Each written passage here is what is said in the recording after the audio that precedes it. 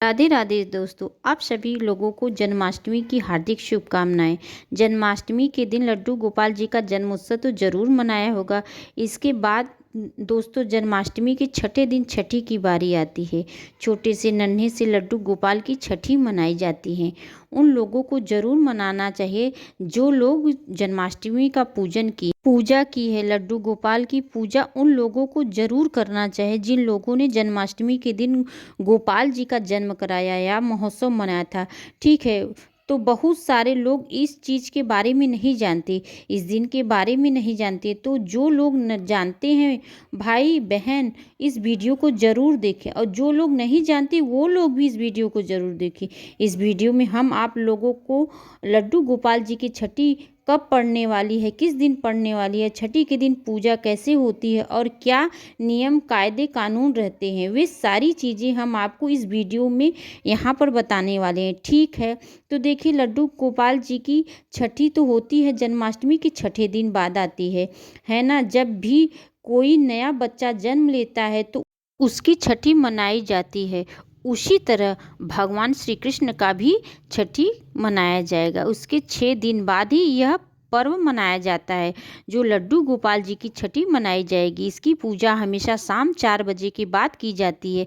इस दिन लड्डू गोपाल जी को भोग में कढ़ी चावल लगाया जाता है। शुद्ध सात्विक कढ़ी चावल होना चाहिए। इसके बाद अब आपको इस दिन पूजन कैसे करनी चाहिए, इस बार यह जो छठी है लड्डू गोपाल जी की कब पड़ने वाली 21 अगस्त गुरुवार को हम छठी का पर्व मनाएंगे। तो दोस्तों छोटे से लाला को 4 बजे से पहले आपको स्नान लेना है। इसके बाद 4 बजे के बाद अपनी जब भी पूजा का आपको समय ठीक लगे आपको पूजा करना है। ठीक है, शाम के 4 बजे के बाद पूजन शुरू करना है। सबसे पहले लड्डू गोपाल जी को घी से मालिश करें।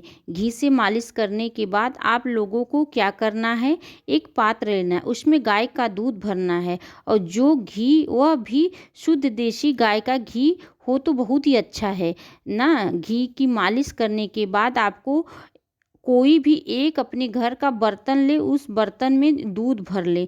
आपको लड्डू गोपाल जी को उसमें डुबकी लगाना है, या कटोरी में दूध भर लो। आपको लड्डू गोपाल जी को उसमें भी डुबकी लगा सकते हैं। आपको ज़्यादा जो अच्छा लगे उसमें करिए।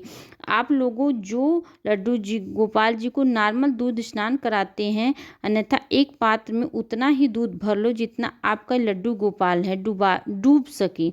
और दूध भरने के बाद आपने दोनों हाथों में अपने लड्डू गोपाल जी को पकड़ लो। पकड़ने के बाद उनको डुबकी लगवाओ। 3 डुबकियां आपको लगवानी है और ओम नमो भगवते वासुदेव का मंत्र करते करते डुबकी लगवानी है। ठीक है, ये जब बाद दूध से निकाल कर उन्हें शुद्ध जल से आपको स्नान कराना है। स्नान कराने के बाद आप उन्हें एक साफ कपड़े से अच्छे से पोंछ लें। पोंछने के बाद यह जो स्नान का जल होता है इससे देखिए आप पी सकते हैं, किसी भी गमले में इसको डाल सकते हैं। ये जल जो होता है ये चरणामृत होता है। देखिए इस तरह से एक नए जन्म में शिशु की छठी इसी प्रकार मनाई जाती है। उसी तरह से लड्डू गोपाल को हम भी छठी मनाते हैं और नए वस्त्र पहनाते। तो देखिए आपके पास अगर पीले वस्त्र हैं तो पीले पहनाइए, नहीं तो आप कॉम्बिनेशन वाला भी वस्त्र ले सकते हैं। लड्डू गोपाल की पोशाक ले ली, और ये छठी के दिन लड्डू गोपाल को नजरिया जरूर पहनाइए।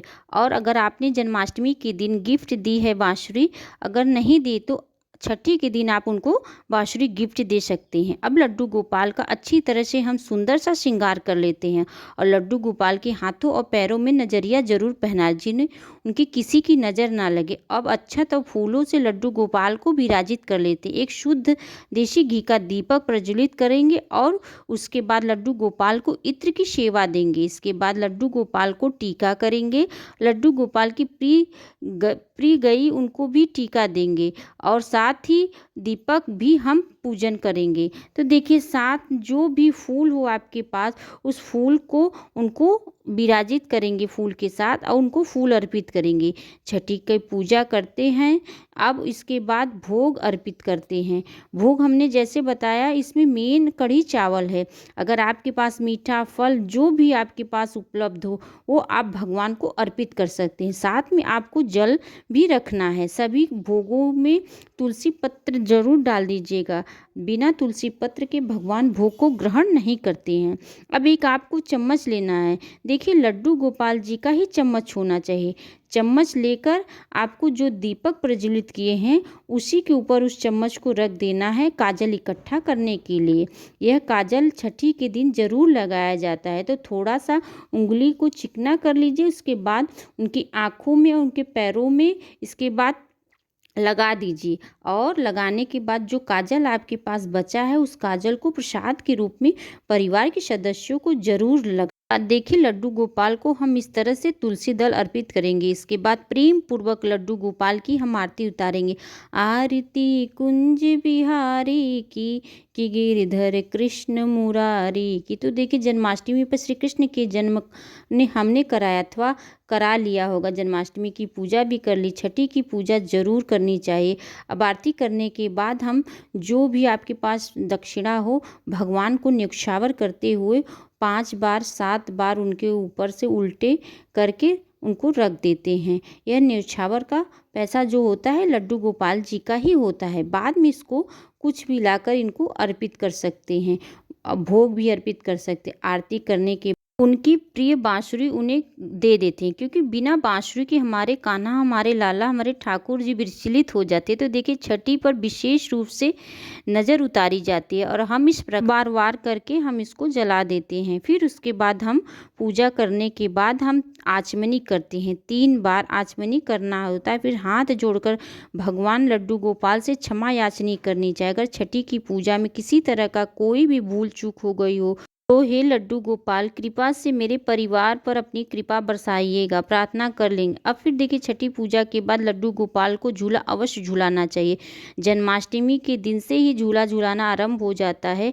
आप लोग झूला जरूर झूलाइएगा, क्योंकि झूला झूलते हुए वो बहुत ही प्रसन्न होते हैं। थोड़ी थोड़ी देर सुबह शाम दोपहर जब भी आपका मन करे उन्हें झूला अवश्य झूला। इस तरह से हमें लड्डू गोपाल की छठी की पूजा करनी चाहिए। उम्मीद करती हूँ छठी पूजा की यह वीडियो विधि आप सभी को जरूर पसंद आएगी। वीडियो में दी गई जानकारी और वीडियो में अगर आपको थोड़ी भी अच्छी लगी, थोड़ी भी पसंद आए तो वीडियो को लाइक एंड शेयर जरूर करिएगा अपने दोस्तों, अपनी फैमिली से के साथ। अगर चैनल को सब्सक्राइब कर लिया है तो बहुत बहुत धन्यवाद।